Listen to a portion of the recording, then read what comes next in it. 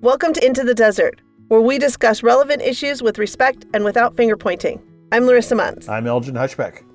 We're still getting started here, so please like and subscribe. And if you'd like to continue the conversation, or if you have any questions, please comment down below.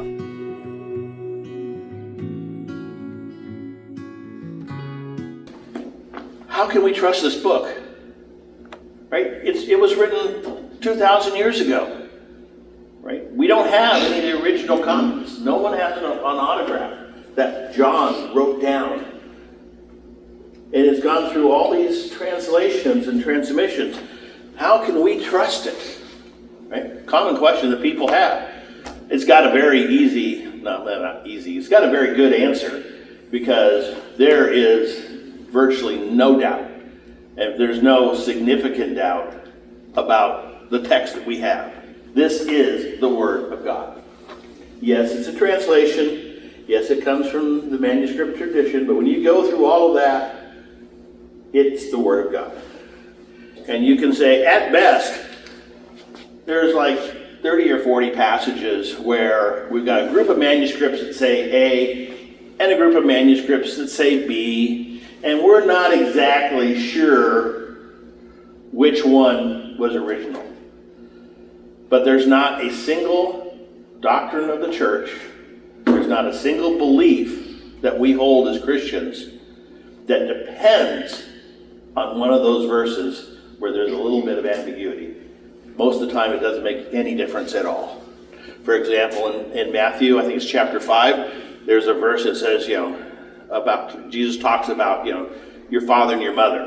And then 2 verses later, he talks about your father. Now, contextually, he's already mentioned father and mother. So when he mentions the father, that's a shorthand way of saying, your parents. But there's a couple of texts out there that say father and mother again. So the question is, did some scribe forget mother the second time? Or did some scribe add mother the second time to make it consistent? Whichever way you go, it doesn't change the meaning of the verse one bit. And most of the changes, most of the places where you've got all these thousands of manuscripts, really all they do is they confirm the text. So as you read your translation, you don't need to worry about this. You can pretty much ignore all that. That's my job. I quit today. And Henry does from time to time. Your pastor will do it from time to time. But you as a Christian, you don't need to worry about it. It's all the work's there. If you were really curious, you could go learn the ancient languages. You can go look at the manuscripts. Many of them are now online, but they're correlated. You get a Greek New Testament. It'll tell you the text that the scholars believe is the accurate text, and then it'll give you all the variations at the bottom. So, but you don't need to worry about that. You have the Word of God. So when it says in John 1:1, in the beginning was the Word. The Word was with God. The Word was God. You don't have to worry about that. That, by the way, is not there's no textual variant on that verse. That's what John wrote. Well, actually, what John wrote was in halagos, kai halagos en prostanteon, kai thees en halagos. Right? But you don't even have to know Greek, because the translations are all really good. And so when you hear a critic say, how can you trust this book? It's been through so many translations. It's been through so many manuscripts. They all differ from one another. Do they all differ from one another? Yeah. This one over here has the word the, and this one over here doesn't have the word the. The manuscripts are now different.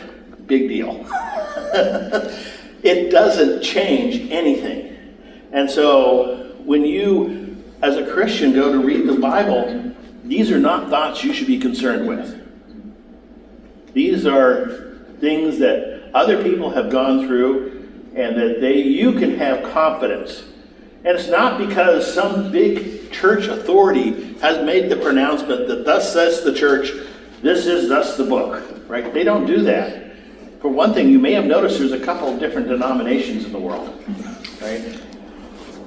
They all disagree on various points of doctrine. They all have all this. One thing they agree on is this is the Word of God. And they may disagree with how you interpret a particular passage, but they don't disagree on what the passage is. Thank you for listening to Into the Desert, exploring the wilderness of thoughts. Don't forget to like and subscribe and put your comments below. Remember, be civil. We want to foster discussion and not division.